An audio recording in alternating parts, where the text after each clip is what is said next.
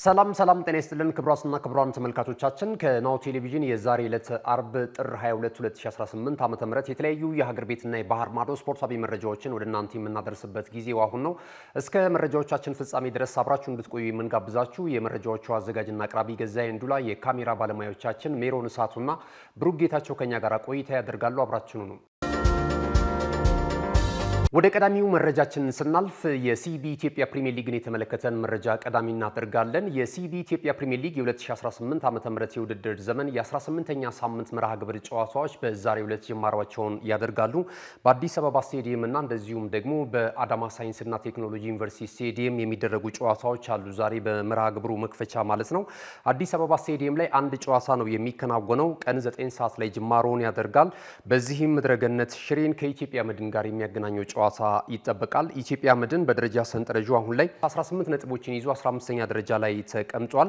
መድረገነት ሽሬ በአንጻራዊነት እንግዲህ የወጥነት ችግር ከሚነሳባቸው ክለቦች መካከል አንደኛው ቢሆንም በአንጻራዊነት የተሻለ ነው ማለት ይቻላል። 10ኛ ደረጃ ላይ ነው የሚገኘው። እስካሁን ድረስ ባለው መርሃ ግብር ላይ 21 ነጥቦች አሉትና ዛሬ የመርሃ ግብሩ መክፈቻ ጨዋታ በእነዚህ ሁለት ቡድኖች መካከል የሚከናወን ነው የሚሆነው። ይህ አዲስ አበባ ስቴዲየም ላይ ነው የሚደረገው። ሌላ በአዳማ ሳይንስና ቴክኖሎጂ ዩኒቨርሲቲ ስቴዲየም ሁለት ጨዋታዎች ይከናወናሉ። ቀን 9 ሰዓት ላይ ሐዋሳ ከተማን ከኢትዮ ኤሌክትሪክ ጋር እንደዚሁ የሚያገናኝ ሲሆን አመሻሽ 12 ሰዓት ላይ ደግሞ ወላይታ ዲቻን ከአዳማ ከተማ ጋር የሚያገናኝ ነው የሚሆነው። በአንጋፋው አሰልጣኝ ስዩም ከበደ እየተመራ በዘንድሮ ዓመት ጥሩ ጅማሮን እያስመለከተ የሚገኘው አዳማ ከተማ 6ኛ ደረጃ ላይ ይገኛል። እንግዲህ ሌሎች ክለቦች ጨዋታቸውን እስከሚያደርጉ ድረስ ምናልባት ይህን ጨዋታ በአሸናፊነት የሚወጣ ከሆነ ነጥቡን ወደ 30 ከፍ በማድረግ ሁለተኛ ደረጃ ላይ መቀመጥ የሚችልበትን እድል ማስመዝገብ ይችላል አዳማ ከተማ ማለት ነውና ይሄ ከባድ ጨዋታ ነው ተብሎ ለመውሰድ ይቻላል። በነገው ዕለት እንደዚሁ የመርሃ ግብሩ ቀጣይ ጨዋታዎች ቀጥለው ሲከናወኑ ድሬዳዋ ከተማ ከሀዲያ ሆሳና፣ መቻል ከሸገር ሲቲ፣ ሲዳማ ቡና ከባህር ዳር ከተማ፣ በዕለተ እሁድ ደግሞ እንደዚሁ ወልዋሎ ዓዲግራት ዩኒቨርሲቲ ከአርባ ምንጭ ከተማ፣ ፋሲል ከተማ ከቅዱስ ጊዮርጊስ የሚያደርጉት የአጼዎቹና የፈረሰኞቹ ፍልሚያ በአዲስ አበባ ስቴዲየም ይጠበቃል። በርከት ያሉ የእግር ኳሱ ቤተሰቦችም ይህንን ጨዋታ እንደሚታደሙት ቅድመ ግምት አግኝቷልና በዕለተ እሁድ ቀን 10 ሰዓት ላይ ነው በአዲስ አበባ ስቴዲየም የሚደረገው ይሄ ጨዋታ። ወደ ሌሎቹ ጨዋታዎች ስናልፍ ደግሞ መቀሌ ሰባ እንደርታ ከኢትዮጵያ ቡና ጋር ጨዋታውን ያደርጋል። ኢትዮጵያ ቡና አሁንም መሻሻል አልቻለም። እንግዲህ አዲስ አሰልጣኝ ሳምሶን አየለም ከሾመ በኋላ ቡድኑ የወጥነት ችግር እንደዚሁ እየታየበት ነው የሚገኘው። ኢትዮጵያ ንግድ ባንክ ከነገሌ አርሲ የኢትዮጵያ ፕሪሚየር ሊግ የ18ኛ ሳምንት መርሃ ግብር የመጨረሻ ጨዋታ ይሆናል ማለት ነውና እስካሁን ድረስ ባለው ሂደት ሲዳማ ቡና 33 ነጥቦችን ይዞ በቀዳሚነት የሊጉን የደረጃ ሰንጠረዥ እየመራ ነው የሚገኘው። መቻል፣ ሐዋሳ ከተማና ነገሌ አርሲ እንደዚሁም ፋሲል ከተማ እኩል 29 ነጥቦችን ይዘው በጎል ክፍያ በመበላለጥ ከሁለተኛ እስከ አምስተኛ ያለውን ደረጃ ይዘውታል ማለት ነው። ወራጅ ቀጠና ስፍራውን ስንመለከት አርባ ምንጭ ከተማ፣ ወላይታ ዲቻ፣ ወልዋሎ ዓዲግራት ዩኒቨርሲቲ እና መቀሌ ሰባ እንደርታ እንግዲህ ላለመውረድ እየታገሉ ነው የሚገኙት። የከፍተኛ ጎል አስቆጣሪነቱን ትራክ እስካሁን ከተከናወኑ የ17ኛ ሳምንት መርሃ ግብር ድረስ አቤል ያለው ከቅዱስ ጊዮርጊስ እንደዚሁም አዲስ ግደይ ከኢትዮጵያ ንግድ ባንክ 8 ግቦችን በማስቆጠር ይህንን ትራክ እየመሩ ነው የሚገኙት። አቡበከር አዳሙ ከኢትዮጵያ ቡና፣ መሐመድ አበራ ከመቻል ደግሞ 6 ግቦችን አስቆጥሯል። እስካሁን ባለው ሂደት መረብ ላይ ያረፉ የከፍተኛ ጎል አስቆጣሪነቱን ትራክ ተጫዋቾች ስንመለከት 8 ግብ ነው ከፍተኛው የተቆጠረውና ይሄ አዝናኝነቱ እጅግ በጣም ጥያቄ ውስጥ የሚከት ነው። እንግዲህ በቀጣይ ጎሎች ይቆጠራሉ ብለን እናስባለን። እስካሁን ድረስ ያለው የኢትዮጵያ ፕሪሚየር ሊግ የ17ኛ ሳምንት ጉዞ ይህንን ይመስላል። የ18ኛ ሳምንት መርሃ ግብርን ደግሞ የቃኘንበት የመረጃ ሰዓታችን ይህንን ነው የሚመስለው ከሀገር ቤት።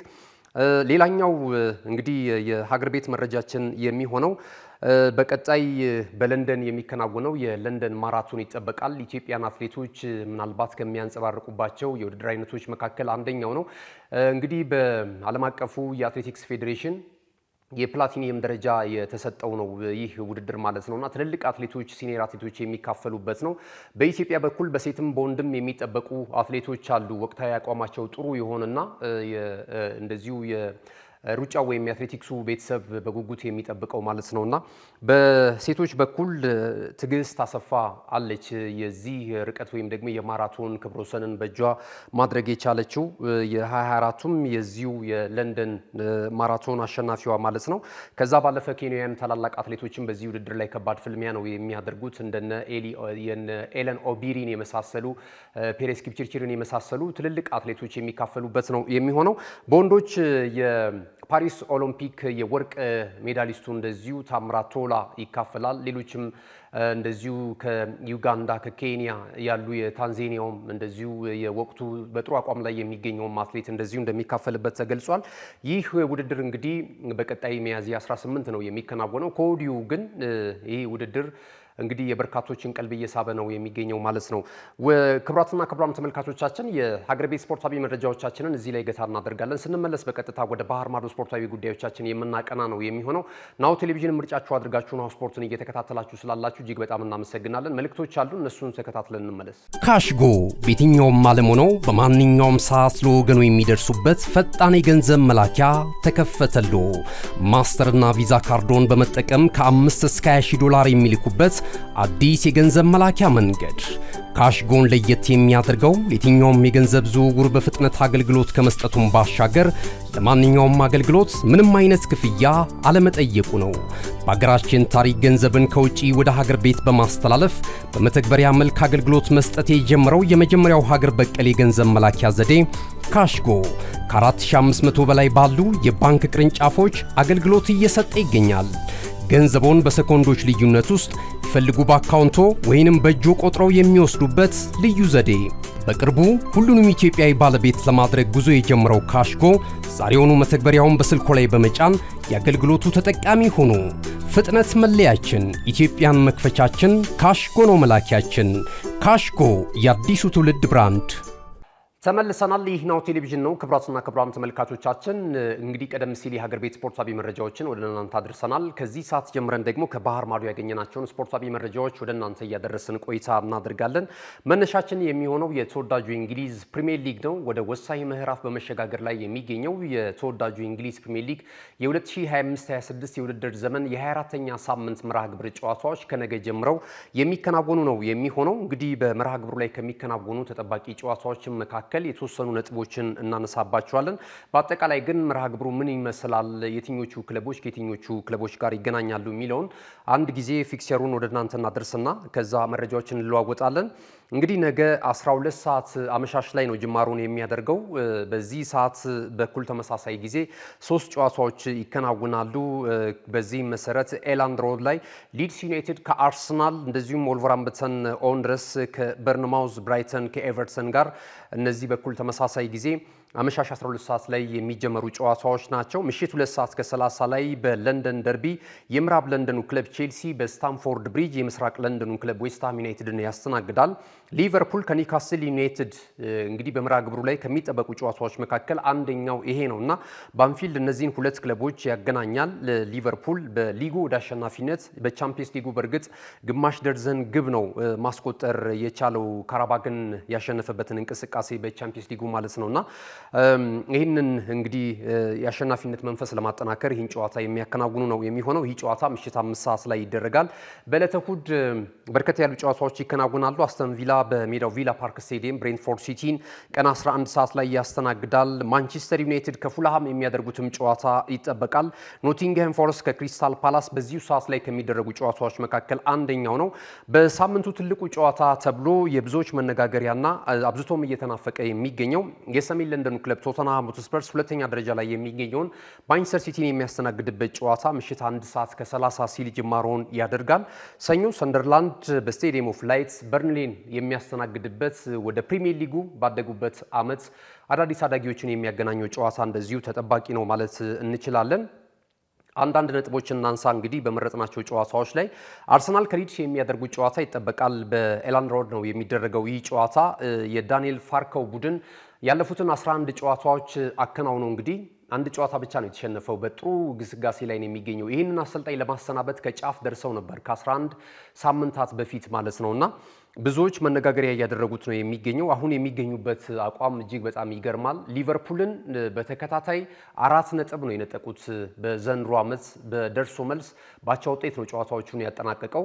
ከአርሰናል ጋር ያለው የመጀመሪያ ግንኙነት እንደምናስታውሰው 5-0 በሆነ ውጤት ነው አርሰናል ይህን ጨዋታ ማሸነፍ የቻለው ማለት ነው። እንደምናስታውሰው ቲምበር እና ቪክቶር ጆኬሬሽ 2 ግቦችን አስቆጥረው እንደዚሁም ቡካዮ ሳካ 1 ጎል አስቆጥሮ 5-0 በሆነ ውጤት ነበር ኤምሬትስ ስቴዲየም ላይ የተደረገው የመጀመሪያው ዙር ጨዋታ በአርሰናል 5-0 አሸናፊነት የተጠናቀቀው። ነገር ግን ይህ የመልሱ ጨዋታ ወይም ነገ አመሻሽ 12 ሰዓት ላይ የሚደረገው ጨዋታ ለአርሰናል እንግዲህ ምናልባት ፈታኝ ከሚሆኑ ጨዋታዎች መካከል አንደኛው ሊሆን የሚችልበትም እድል እንዳለ ነው እየተገለጸ የሚገኘው ማለት ነው። አንደኛ ሊድስ ዩናይትድ ጥሩ አቋም ላይ መገኘቱ፣ ሁለተኛ ደግሞ ባለሜዳው ወይም ደግሞ ከሜዳው ውጪ ጨዋታውን የሚያደርገው ደግሞ አርሰናል በሊጉ በ3 ተከታታይ ጨዋታዎች ላይ ሙሉ 3 ነጥብ ማግኘት አልቻለም።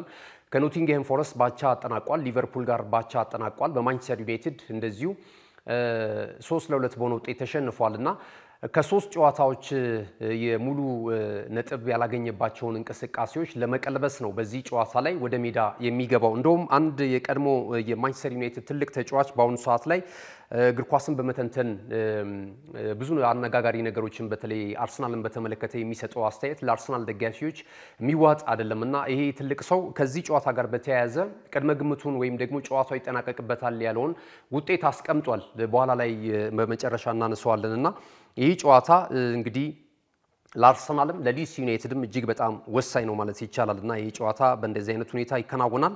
ሌላኛው እንግዲህ ከሚጠበቁ ጨዋታዎች መካከል ቶተንሃም ሆትስፐርስ ከማንቸስተር ሲቲ ጋር የሚያደርጉት ጨዋታ ነው። ይህም ምናልባት በደረጃ ሰንጠረዡ ላይ ለውጥ ሊያመጡ ከሚችሉ ጨዋታዎች መካከል አንደኛው እንደሆነ ነው እየተነገረለት የሚገኘው። ማንቸስተር ሲቲ ወሳኝ ተጫዋቾቹን በጉዳት ምክንያት አያገኝም። የበለጠ ደግሞ የፔፕ ራስ ምታት የሆነው ዶኩን እንደማያገኘው ነው የተነገረው ማለት ነው። በእርግጥ አዳዲስ ተጫዋቾችን እዚህ ስፍራ ላይ ይዞ መምጣቱ የሚታወስ ነው እና ብዙ አማራጮች ቢኖሩትም ነገር ግን ደግሞ ዶኩ በአንዳንድ ጨዋታዎች ላይ የጨዋታዎች ልዩነት ፈጣሪ ከሚባሉ የማንቸስተር ሲቲ ተጫዋቾች መካከል አንደኛው ነው እና ይህ ተጫዋች የለም።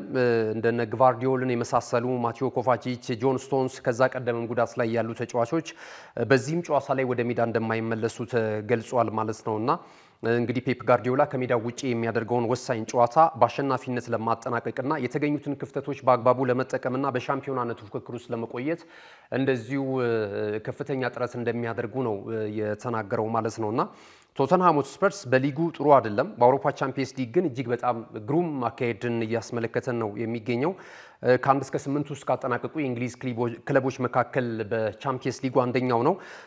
ነገር ግን ሌላኛውን መልክ እያየንበት እንገኛለን። በእንግሊዝ ፕሪሚየር ሊግ ላይ 14ኛ ደረጃ ላይ ነው የሚገኘው 28 ነጥቦችን ሰብስቦ እንደውም በሊጉ እያስመዘገበ ያለው ደካማ ውጤት ጋር ተያይዞ አሰልጣኝ ቶማስ ፍራንክን የማሰናበት ፍላጎት እንደነበራቸው ሲገለጽ ነበረ። አሁን ግን በቻምፒየንስ ሊግ ጥሩ አካሄድ እያሳዩ መሆናቸውን ተከትሎ ምናልባት ጊዜ ገዝተዋል ማለት እንችላለን እና በዚህም በፕሪሚየር ሊጉ ላይ የማንቸስተር ሲቲ ሁነኛ ተፎካካሪ ለመሆን ጨዋታቸውን ያከናውናሉ ተብሏል።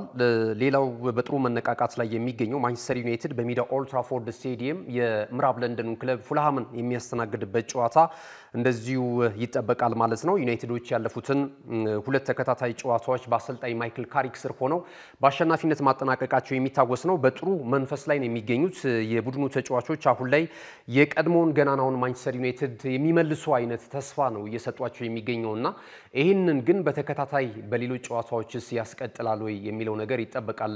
ማንቸስተር ዩናይትድ ከትልልቅ ክለቦች ጋር ያደረጋቸውን የዘንድሮ ዓመት ጨዋታዎች በጥሩ ሁኔታ ነበር ሲሄድ የተመለከት ነው። ቢሸነፍ እንኳን አትሊስት ጥሩ እንቅስቃሴ ሲያደርግ ተመልክተናል። በተከታታይ ግን ደግሞ አሁን በአሰልጣኝ ማይክል ካሪክ ስር ያስመዘገበው ውጤት የበለጠ የዩናይትድ ደጋፊዎች እንዲነሳሱና በአሰልጣኙ ላይ ተስፋ እንዲጥሉበት አድርጓል። ከፉልሃም ጋርስ የሚኖረውን ጨዋታ በምን አይነት መልኩ ይወጣው ይሆን? እሁድ 11 ሰዓት ላይ ይህ ጨዋታ ጅማሮን የሚያደርግ ነው የሚሆነው ማለት ነውና ቼልሲ እንግዲህ ከዌስትሃም ዩናይትድ ጋር የለንደን ደርቢ እንደሚያደርግ ቀደም ሲል ገልጬላችኋለሁ። ሌላኛው ተጠባቂው ጨዋታ በአንፊልድ ሮድ የሚከናወነው የሊቨርፑል እና የኒውካስል ዩናይትድ ጨዋታ ነው። እንግዲህ ሊቨርፑል በቻምፒየንስ ሊግ ወደ አሸናፊነት መጥቷል። በእንግሊዝ ፕሪሚየር ሊግ ላይ ግን እንደተመለከትነው ባለፈው በበርንማውዝ እንደዚሁ ሽንፈት አስተናግዷል እና የአሰልጣኝ አርነ ስሎት ጉዳይ ብዙ እያነጋገረ ነው የሚገኘው። ቆይታቸውን በተመለከተ የሊቨርፑል ሰዎች የተለያዩ አሰልጣኞችን እያማተሩ እንዳለ እየተገለጸ ነው የሚገኘው ማለት ነው እና በዚህ ጨዋታ ላይ ምን ሊያስመዘግቡ ይችላሉ? ከቻምፒየንስ ሊግ መልስ ነው ሁለቱም ቡድኖች ጨዋታቸውን የሚያከናውኑት። ኒውካስልም በጣም በጥሩ አቋም ላይ ነው የሚገኘው ማለት እንችላለን። በቻምፒየንስ ሊጉ ባለፈው ሳምንት እንግዲህ ከወቅቱ የቻምፒየንስ ሊግ መድረክ ሻምፒዮናው ክለብ ፒኤስጂ ጋር ያደረጉትን ጨዋታ ባቻ ውጤት ማጠናቀቃቸው የሚታወስ ነው። ከሊቨርፑል ጋርስ በሚኖራቸው ጨዋታ ላይ ምን አይነት ነገር ሊያስመለክቱን ይችላሉ?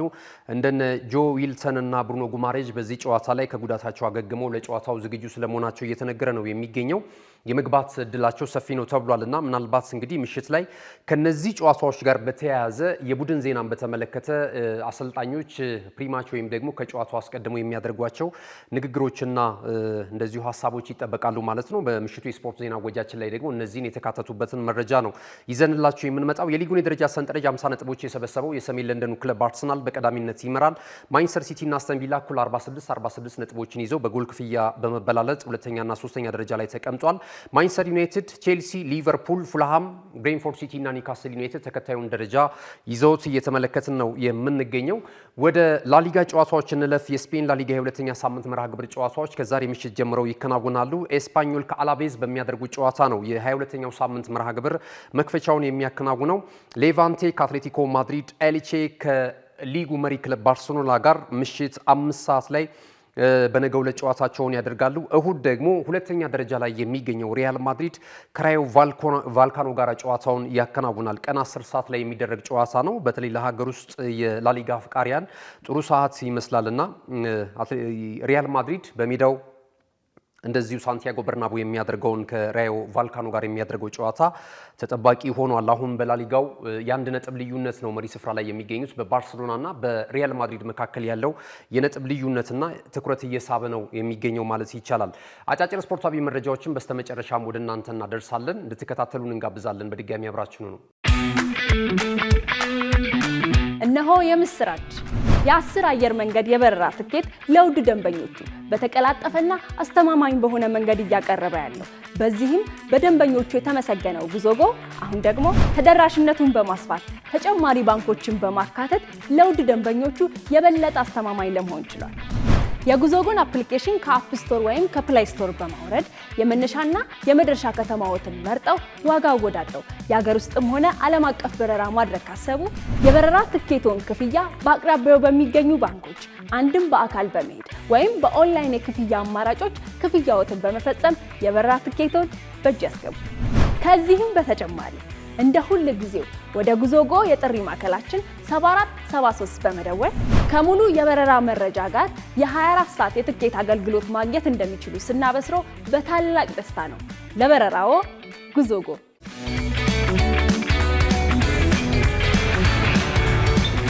በስተመጨረሻም አጫጭር ስፖርታዊ መረጃዎችን ወደ እናንተ እናደርሳለን። የጥር የተጫዋቾች የዝውውር መስኮት ሊጠናቀቅ እንግዲህ ጥቂት ቀናቶች ብቻ ናቸው የሚቀሩት። ከ3 ቀናት በኋላ የዚህ የጥር የተጫዋቾች የዝውውር መስኮት ይጠናቀቃል። ከዚህ ቀደም እንግዲህ በሩመር ደረጃ ስንሰማቸው የነበሩ የዝውውር ጭምጭምታዎች አሁን እልባት የሚያገኙበት ሰዓት ላይ ደርሰናል ማለት ነውና በቀሩት ቀናቶች ተጫዋቾቻቸውን ወደ የቡድኖቻቸው ማምጣት የሚፈልጉ ክፍተቶቻቸውን ለመሙላት ይጠቀሙባቸዋል ተብሎ እየተነገረ ነው የሚገኘው። ካሊያም ደግሞ ምናልባት ወደ ክረምቱ የተጫዋቾች የዝውውር መስኮት ሽፍት የሚያደርጉ የዝውውር ሁኔታዎችም ሊኖሩ እንደሚችሉ ነው እንግዲህ አንዳንድ መረጃዎች እየዘገቡ የሚገኙት። በተለይ ዝውውሩን መሰረት አድርገው ፈጣንና ታማኝ የመረጃ ምንጮች የሚያደርሱን የመረጃ ምንጮቻችን የሚያመለክቱት ማለት ነው። እስኪ የአሰልጣኞችን የሹምሽር ጉዳይ እንመልከትና በቀጣይነት ደግሞ ወደ ተጫዋቾች ዝውውር እናልፋለን።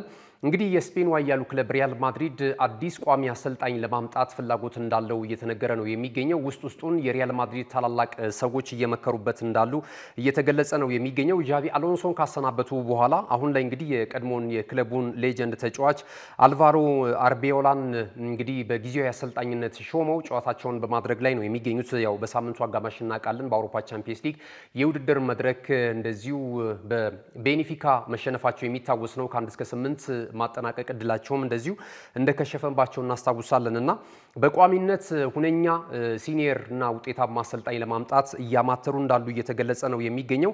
በሪያል ማድሪድ ሰዎች ራዳር ውስጥ ከሚገኙ አሰልጣኞች መካከል አሁን ላይ እንግዲህ በእንግሊዝ ፕሪሚየር ሊግ እያስገረመን የሚገኘው ያለፉትን 3 ዓመታት ማለት ይቻላል ዘንድሮን ጨምሮ ስፔናዊው አሰልጣኝ ዩናይ ኤምሬ ተቀዳሚ ምርጫ ሆኗል። ከዛ ባለፈ ደግሞ ሮቤርቶ ዲዘርቢም እንደዚሁ ይገኙበታል። ሮቤርቶ ዲዘርቢ በፈረንሳዩ ክለብ ማርሴ ነው እያሰለጠኑ የሚገኙት። ከዚህ ቀደም በእንግሊዝ ብራይተን የሰሯቸው ስራዎች እጅግ በጣም ሲያስመሰግናቸው እንደነበረ በተለይ እዚህ ግባ የማይባሉ ተጫዋቾችን ወደ ከፍታው በማውጣትና እንደዚሁ ብራይተን ደግሞ በመሸጥ በገንዘቡ በፋይናንሱ ፈርጠም ብሎ አስተማማኝ የፋይናንስ ምንጭ እንዲኖረው ካስቻሉ አሰልጣኞች መካከል ለብራይተን አሁንም ድረስ በስቴዲየሙ ከሚዘመርላቸው ሰዎች መካከል አንደኛው ሮቤርቶ ዲዘርቢ ናቸውና እኚህ አሰልጣኝ ሪያል ማድሪድን የመረከብ ፍላጎትም አላቸው ተብሏል።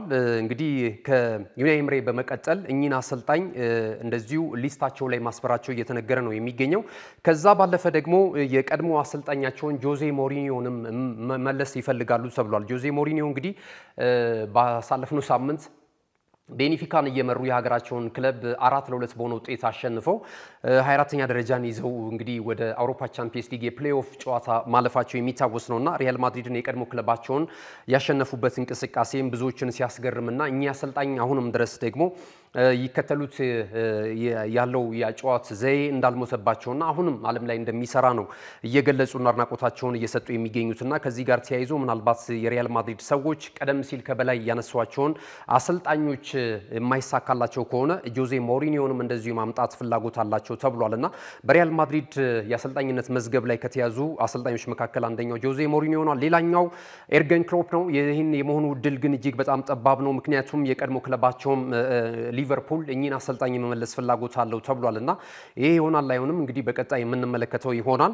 ሌላኛው የአሰልጣኝ ሁኔታን ስንመለከት ዣቢ አሎንሶ እናገኛለን እና ዣቢ አሎንሶ ከሪያል ማድሪድ ጋር ከተለያየ በኋላ አሁን ስራ የለውም እና ስሙ ከተለያዩ ክለቦች ጋር እየተያያዘ ይገኛል። ሊቨርፑልም ይባላል። ነገር ግን ደግሞ አሁን የወጡ መረጃዎች ደግሞ ማንቸስተር ሲቲን ከአሰልጣኝ ፔፕ ጋርዲዮላ ስንብት በኋላ ሊይዝ የሚችልበት እድል እንዳለ እየተገለጸ ነው የሚገኘው። ያው ፔፕ ጋርዲዮላ በጣም ውጤታማ አሰልጣኝ የእግር ኳስ ቤተሰቡን እግር ኳስን የማይወዱ ሁሉ እንዲወዱ የሚያደርግ ነው ያጨዋት ዘዬውና ውጤታማነቱ ማለት ነውና እንግዲህ ይህ የፕሪሚየር ሊጉ ድምቀት ሆኖ ያለፉትን ዓመታት ስንመለከተው የነበረው ፔፕ ጋርዲዮላ ከማንቸስተር ሲቲ ጋር ከሚቀጥለው የውድድር ዘመን በኋላ እንደሚለያይ ራሱ ይፋ አድርጓልና ምናልባት ዣቢ አሎንሶ ይህንን አሰልጣኝ ተክቶ ኢትሃድ ሊደርስ የሚችልበት እድል እንዳለ እየተነገረ ነው የሚገኘው ማለት ነው። ከዚህ ቀደም ኤንዞ ማሬስካ እንደዚሁ ሚኬል አርቴታን የመሳሰሉ አሰልጣኞች በማንቸስተር ሲቲ የበላይ ሰዎች እንደዚሁ ራዳር ውስጥ እንዳሉ ሲገለጽ ነበር። ፍላጎት አላቸው ተብሏል እነዚህን ወጣት አሰልጣኞች የማምጣት ማለት ነውና አሁን ደግሞ እንደዚሁ ዣቢ አሎንሶ ሌላኛው ስፔናዊ አሰልጣኝ ይህንን ይተካል የሚሉ ጉዳዮች እየወጡ ነው የሚገኙት። ሌላኛው ኤርገን ክሎፕ ወደ አንፊልድ ሮድ ይመጣሉ ተብሏል። አንፊልድ ሮድ የሚመጡት ግን ሊቨርፑልን ዳግም ለማሰልጠን ሳይሆን የቀድሞ የሊቨርፑል ሌጀንድ ተጫዋቾች ከጀርመኑ ክለብ ቦሩሲያ ዶርትሙንድ ጋራ የሌጀንድ ተጫዋቾች ጋር የሚያደርጉት የገቢ ማሰባሰቢያ የቴሌቶን አይነት ጨዋታ አለ። የቻሪቲ ጨዋታ ነው። ይህ ጨዋታ እንግዲህ ለሊቨርፑል ፋውንዴሽን ይውላል ተብሏል። የገቢ ማሰባሰቢያው ከዛ የሚገኝ ከስቴዲየም እና ከተለያዩ የስፖንሰርሺፕ ስምምነቶች ጋር የሚገኙ ገቢዎች ለእንዲህ አይነት በጎ ተግባር ይውላል ተብሏል እና እነዚህን በዚህ በኩል እንግዲህ የሊቨርፑልን የቀድሞ ታሪካዊ ተጫዋቾችን በመምራት አንፊልድ ሮድ ይገኛሉ የተባሉት ወይም በአሰልጣኝነት ይመራሉ የተባሉት ኤርገን ክሎፕ ናቸውና ደማቅ አቀባበል እንደሚጠብቃቸው እየተገለጸ ነው የሚገኘው። ቢቻል በዛው አርነ ስሎትን አሰናብተው አንዳንድ መረጃዎች እንደምንመለከተው ሊቨርፑል እኚህን አሰልጣኝ የመሾም ፍላጎቱ ዳግም ፍላጎቱ እንዳለው ደጋፊዎችም የእሳቸው አድናቂ እንደሆኑና ዳግም ቡድናቸው እንዲረከቡላቸውን ፍላጎት አላቸው እየተባለ ነው እየተገለጸ የሚገኘው። እውን ግን አርነ ስሎትን ተክተው ዳግም ወደ አንፊልድ ሮድ ይመጣሉ የሚለው ነገር ግን በቀጣይ የምንመለከተው ነው የሚሆነው። የተጫዋቾችን ዝውውር እንመልከት። ኖቲንግሃም ፎረስት እንደዚሁ ፊሊፕ ማቴታን ለማስፈረም ስለመቃረቡ እየተገለጸ ነው የሚገኘው። ኖቲንግሃም ፎረስት እስከ 35 ሚሊዮን ፓውንድ ለተጫዋቹ ዝውውር ሊያወጣ እንደሚችልም እየተገለጸ ነው የሚገኘው። ሌላኛው ዩቬንቱስ ሮንዳል ኮሎማኒን ለማስፈረም በቋሚነት ፍላጎት አለው ተብሏል። ነገር ግን ተጫዋቹ አሁን በውሰት ውል እንደዚሁ ወደ ሌላ ክለብ አምርቶ እየተመለከትን ነው የምንገኘው።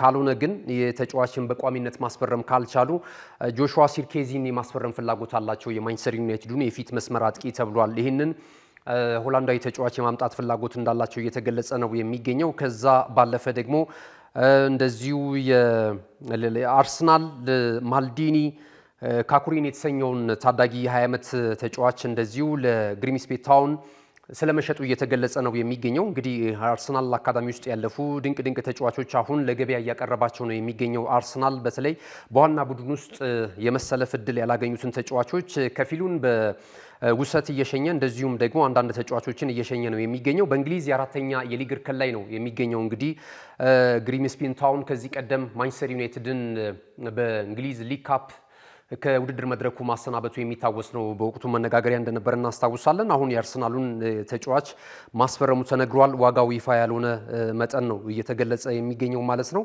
ሌላኛው እንግዲህ አጫጭር መረጃዎችን ስንመለከት ደግሞ የበርናንዶ ሲልቫን ጉዳይ እናገኛለን። በርናንዶ ሲልቫ የማንቸስተር ሲቲው ተጫዋች እንግዲህ ማንቸስተር ሲቲ የሊጉን የዋንጫ ክብር የማሳካት እድሉ አሁን የበለጠ እየሰፋ መጥቷል። ይሄ እንዲሆነ ያደረገው ደግሞ አርሰናል በብዙ የነጥብ ልዩነት የመምራት እድሉን ቢያገኝም እየተጠቀመበት አይደለም የሚገኘው። ይሄ ደግሞ ለኛ ለማንቸስተራውያን ትልቅ እድል እየከፈተልን ነው የሚገኘው። በቀሪው መርሃ ግብር ላይ የበለጠ ተስፋ ሰንቀን ጨዋታዎችን እንድናደርግ ያስችለናልና በአሰልጣኝ ፔፕ ጋርዲዮላ ስር 7ኛ የሊግ የዋንጫ ክብራችንን ለማሳካት እድሉ አለን የሚል ሀሳቡን ገልጿል ማለት ነው። ነገር ግን በርናንዶ ሲልቫ ደግሞ የአርሰናልንም ጥንካሬ ሳይገልጽ አላለፈም።